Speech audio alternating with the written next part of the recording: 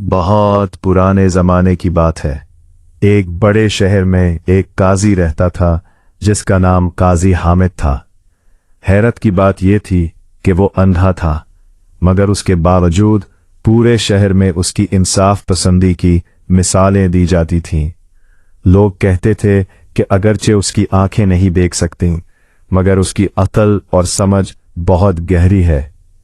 दूर दूर से लोग अपने झगड़े लेकर उसकी अदालत में आते और मुतमईन होकर वापस जाते।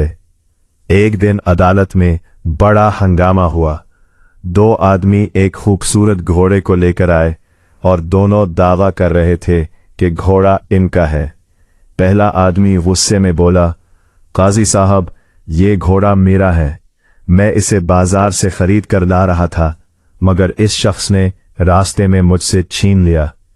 दूसरा आदमी फौरन बोला, ये झूठ बोल रहा है। घोड़ा मेरा है, मैंने उसे बचपन से पाला है। ये मेरे साथ कई सालों से है। अदालत में मौजूद लोग आपस में सरगोशियां करने लगे। किसी को समझ नहीं आ रहा था कि सच कौन बोल रहा है। काजी साहब ने दोनों की बात गौर से सुनी। फिर उन्होंने सिपाहियों को हुक्म दिया कि घोड़े को अदालत के बीच में खड़ा कर दिया जाए। घोड़ा खामोशी से खड़ा था और कभी इधर देखता, कभी इधर।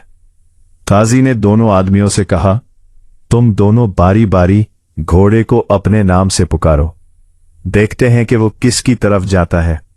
पहला आदमी आगे बढ़ा और जोर जोर से घोड़े को बुलाने लगा। उसने कई बार आवाज दी, मगर घोड़ा अपनी जगह से ना हिला। फिर दूसरा आदमी आगे आया। उसने आहिस्ता से घोड़े को पुकारा। हैरत अंगेज तौर पर घोड़ा फौरन उसकी तरफ बढ़ा और उसके कंधे से अपना सर रगड़ने लगा, जैसे पुराना दोस्त हो। ये मंजर देखकर अदालत में खामोशी छा गई।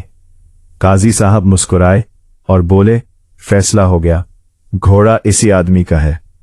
यह सुनकर पहला आदमी घबरा गया। उसके चेहरे का रंग उड़ गया।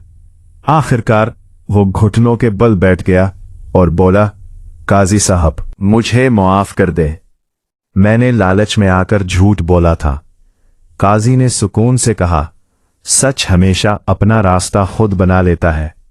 सबक, हकीकत और सच्चाई को छुपाना आसान नहीं होता।